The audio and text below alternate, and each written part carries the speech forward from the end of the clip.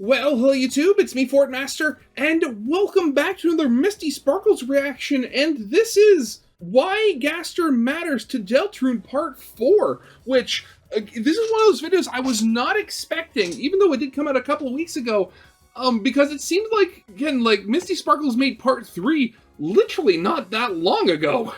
Now, this technically was a suggestion on my Discord server, so this was suggested by We Are Deltarune guy. And it's just, I mean, well, to put it simply, I look in the description and literally the first line and really the only line of the description is, I'm getting sick of this guy. So I don't know what this video is going to be. Was it, because like, if I remember correctly, when I did my reaction to part 3, there were a couple of people talking about how she made a couple of mistakes. So maybe this is a corrections video? Honestly, I don't know.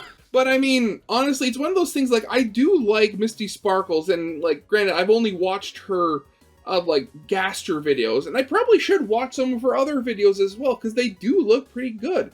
But yeah, just gonna have to see where this goes, because honestly, again, very curious as to what this video is going to be about, because honestly, again, maybe it's talking about chapters 3 and 4, because there was the whole thing at the end of chapter 4 of Deltarune where the voice that we assume is Gaster refers to us as his Deltarune. So, yeah, there is that, and whatever that actually means. So, again, it could be anything, really. Should probably get this thing started. So, yeah, of course, as always, original videos linked in the description if you haven't seen it yet for some reason. Corner video will lead to my Let's Play of the day. And if you like this video or any other video that I make, I'd very much appreciate it if you gave the video a like and subscribe to my channel, because over 3/4 of the people that watch my videos aren't subscribed, and I'd very much like that to change, because my next main goal is to hopefully hit 6,000 subscribers by the end of the year. But yeah, with all that out of the way, let's get this thing started then, shall we? We knew I couldn't just do part 3 and be done. We knew I'd forget things. We all knew this was inevitable. I hope you're all enjoying my ongoing 200-part series about my spiral into hell. You know, here's a problem with making YouTube videos about a thing that releases one new thing every, like, 5 years. I started writing Gaster Part 3, like, pretty much when the game came out. I was taking notes of things I thought were Gastery after I played each chapter. I started in earnest on the script after I finally learned how to get the eggs. Then it took me a few days to record my game footage, and then it took me like a month to edit because I'm slow. The problem there is that by the time my video comes out, so much more shit will be discovered that I just wasn't even aware existed when I finalized the initial script. I was just going off my own initial observations and the things that were found early on, and then, you know, I get told I forget a bunch of things because I didn't know about that when I wrote it. Now, the responsible thing to do is wait a while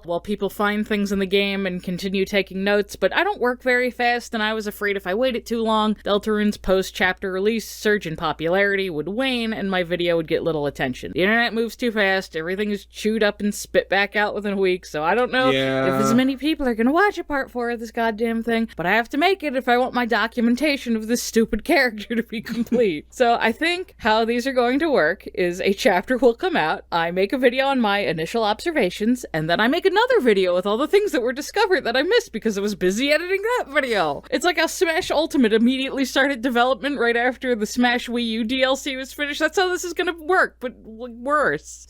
I mean, again, YouTube does like more consistent video uploads. That's how you help your channel. So I guess that does help if you want more consistent uploads on things. So, let's go over all the stuff I didn't get to or know about in part 3. The shadows cutting deep. I can't believe I missed this initially. I only saw the hymn once and just skipped the sermon every subsequent time I played, or I didn't pay attention because I was playing it for someone, or I was like playing it to record it, and I just like took a break there. Okay, so the shadows cutting deeper is a line from entry 17. Once more, we have dialogue that more or less directly quotes the one person we can absolutely be sure is Dr. Gaster. Like I said in part 1, Gaster is god of the Deltaverse. Now, Deltarune's religion is interesting. Yeah, it's definitely one of those things. Which, I mean, actually thinking about it, again, I can't remember where. I do remember hearing a theory long ago that, like, the Deltarune universe was, like, completely fabricated by Gaster. I honestly, again, couldn't tell you where I heard this because I heard it long ago. But the idea that, oh yeah, Gaster quite literally is the god of this universe would make some sense the more you think about it now. Because again, like, some of the weird irregularities, again, the fact that, like, seemingly humans and monsters are at peace in this universe and do coexist to the point where,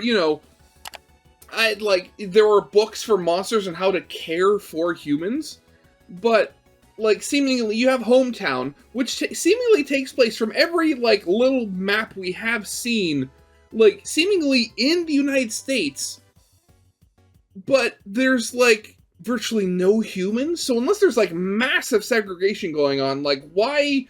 There's not that much mixing, especially in the New World, where it was all sorts of, immigration stuff like that historically. So if you had, like, this world actually being, like, some sort of test or experiment built by Gaster, and that's seemingly why you have seemingly every little phrase of his sprinkled, like, just sparingly everywhere randomly. Interesting. It seems to directly correlate with the Dark World and the prophecy and the things going on in it. So, like, I guess Chris is at least sure now that their religion is objectively true. Must be comforting. Yeah. I'm not 100%. Though, is it as comforting when you know that you yourself are the messiah figure of your religion? Or at least one of them. Sure what to speculate on with this direct quoting of Dr. Gaster. This could mean a lot of things. It's possible that Gaster and this hymn are talking about the same thing. In the religion, it's more symbolic, while Gaster is speaking literally. Biblical literalism, my favorite. It could also mean very little and was just put here to hint at Gaster's presence. After all, him and him are pronounced the same. This is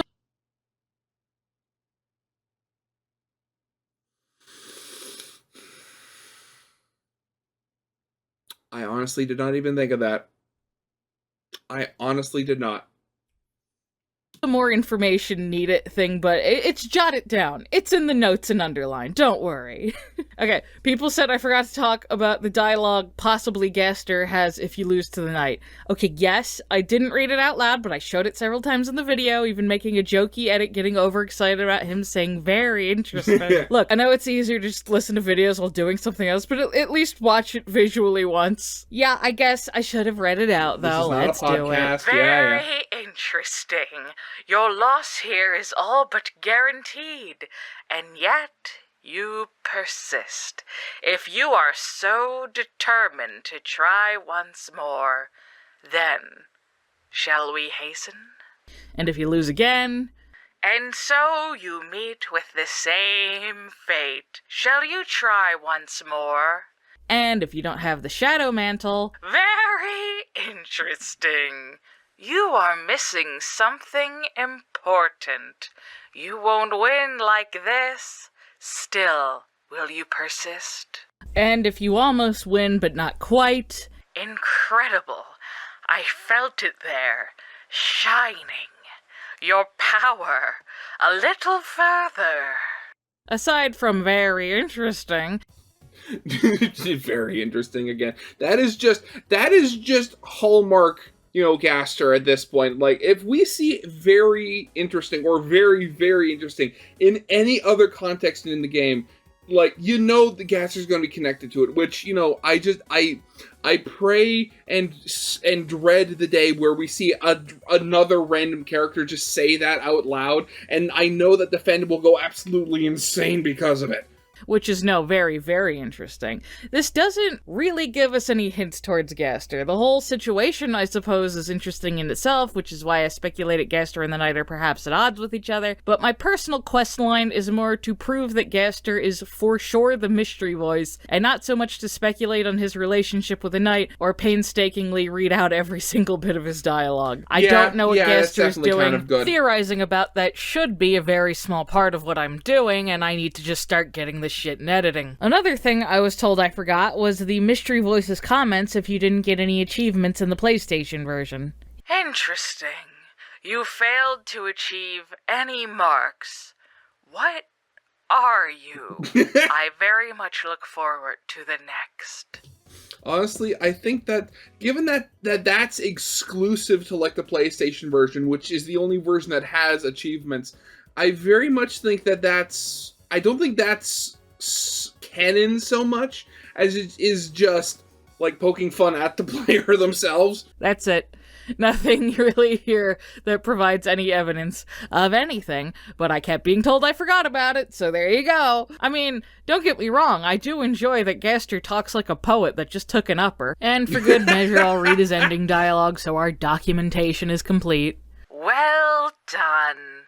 The halfway mark has been attained, but it is still waiting. How much longer now, my Deltarune?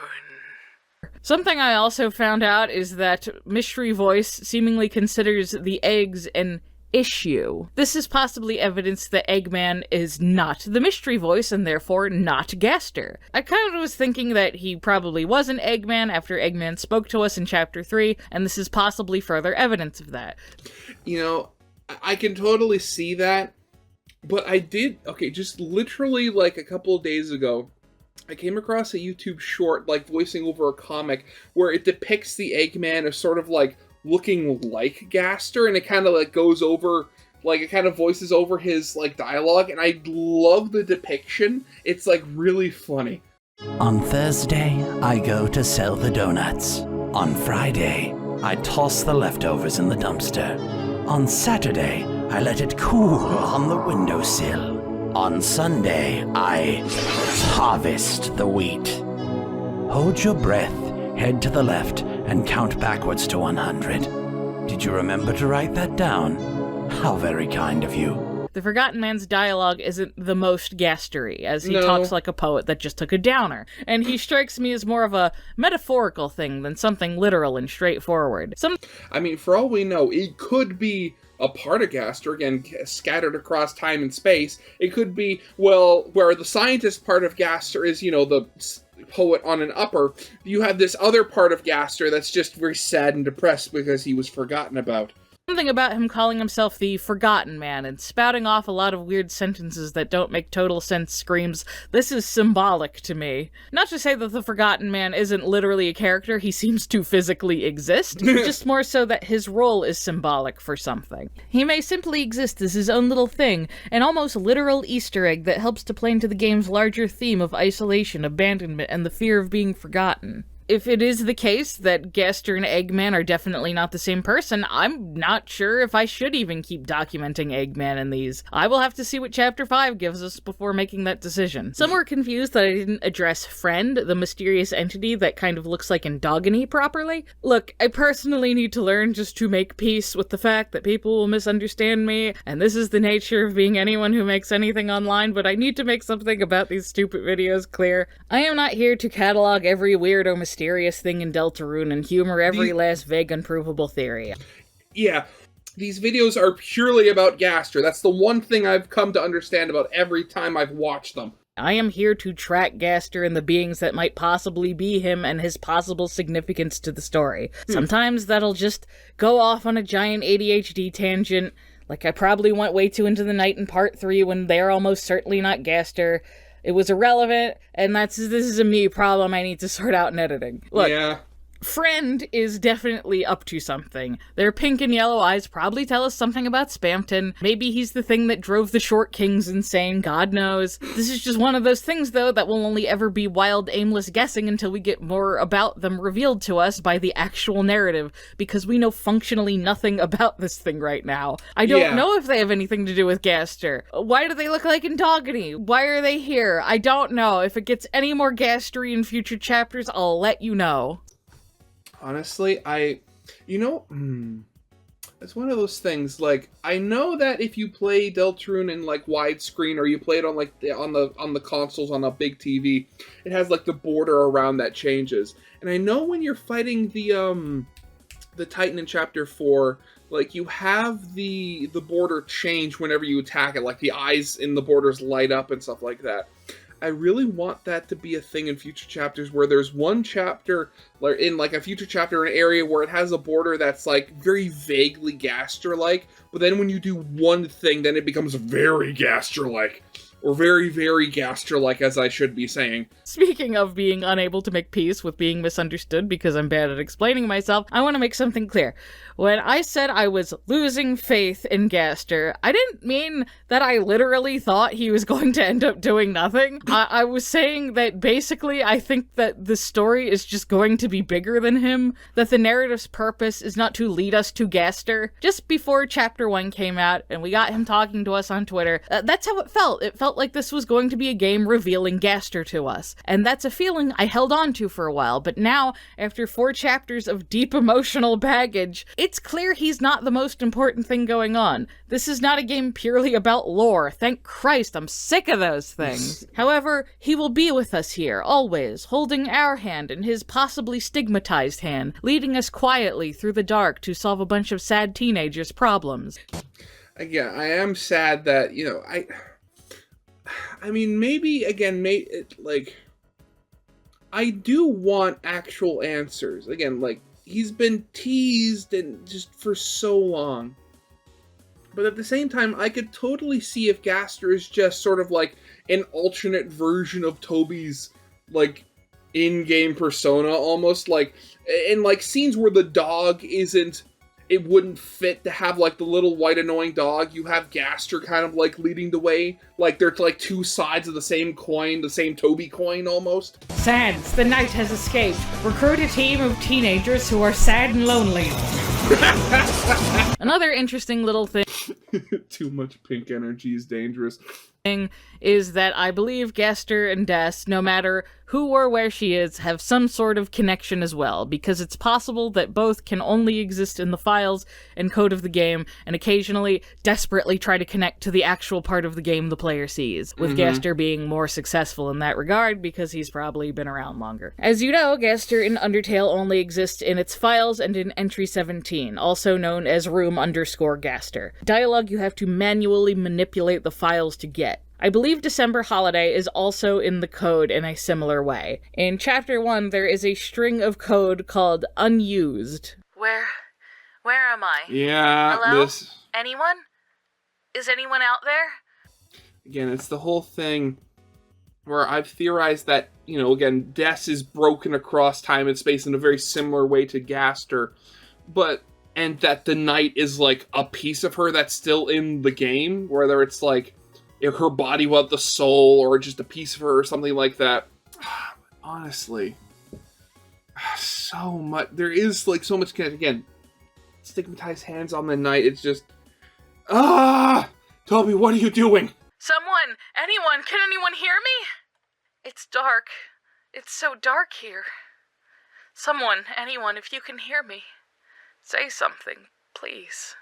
Now maybe I'm grasping, but I think this is Des. I don't know how, but I think something similar to what happened to Gaster happened to Des. And now the only way we can learn about her is from hidden code. It's got to do with that shelter. I know it! This place is a death trap and a portal between dimensions. So I speculate that a similar there is a dark befell world Des, in there. or she's at least in a similar situation. Rather than shattering across space and time, she's stuck. Stuck in the void. That's right, the idea of the void, the fandom idea that was so prevalent people mistook it for canon, might actually be canon now.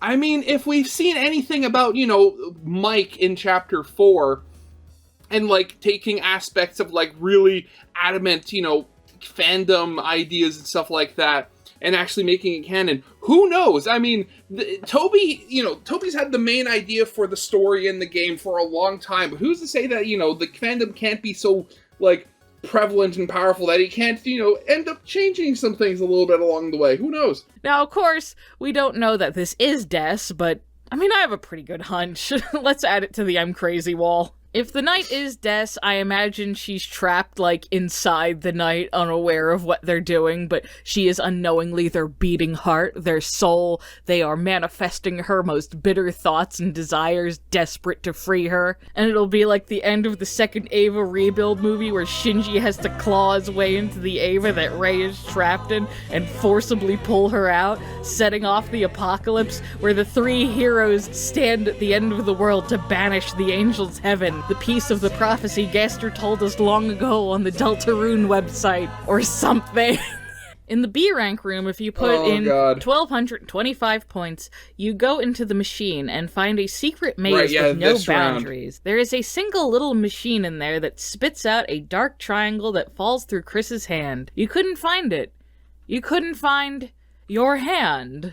I assume this is a metaphor for no one being able to find Des, but the hand part, well, you know, Gaster is the man who speaks in hands. I'm sure there is...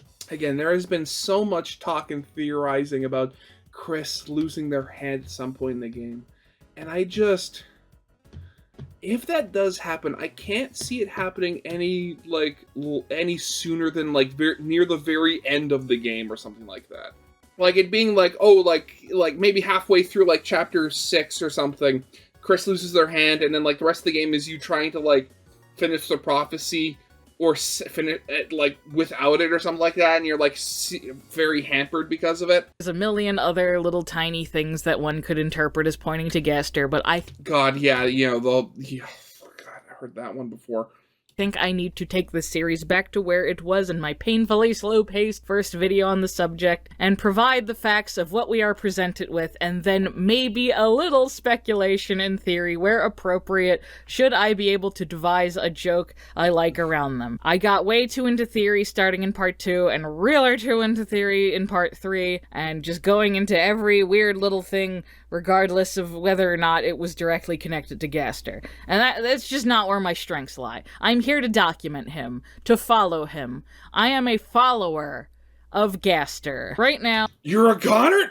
at this point in time, I think Gaster is the mystery voice. Gaster told Jevil the stuff that made him go legally insane and tried to help Spamton but dicked him around and is now coming to us, looking for his vague Deltarune, which he refuses to elaborate on. You know, I completely believe Gaster would have the ability to easily drive Jevil and Spamton to madness because he's really good at doing that to me! Now, to address the responses to my call for extra Jevil material, many informed me that we did, in fact, get more Jevil in these chapters. See, Jevil has a fun little thing in Chapter 3, where if you give his item to Susie, which you won't because better weapons and armor have come along, Susie has a move called Joker's Bet that bets 30 points instead of 20, and then it plays his lad. Whoop-de-doo! Well, see, if you pacify Jevil, he says he's going to sleep for a century. Well, wake his ass up! Also, you can't trust anything he says. He's a magical imp that speaks exclusively in riddles. Yeah, never trust the jester. He's literally insane. Who's to say he wasn't literally lying when he said that? You gotta make up with your only friend one of these days, Jevil. You gotta come out of Chris's pocket sometime! That's... hopefully, all for now until Chapter 5. Whether 11 hours or 11 years, I will be waiting for Dr. Gaster. Please don't be 11 years. I don't want to be doing this when I'm 42. Please. Oh, God. Honestly, this is beautiful. Like, and it... Again, short little video, still loved it. But, God, just the whole idea...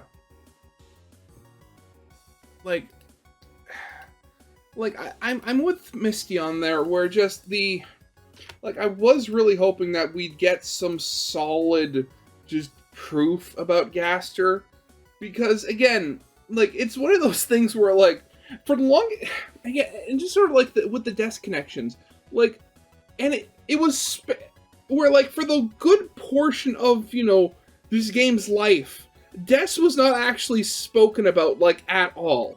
Her name was not spoken until chapters 3 and 4 were released. Even just, chapter 4 then.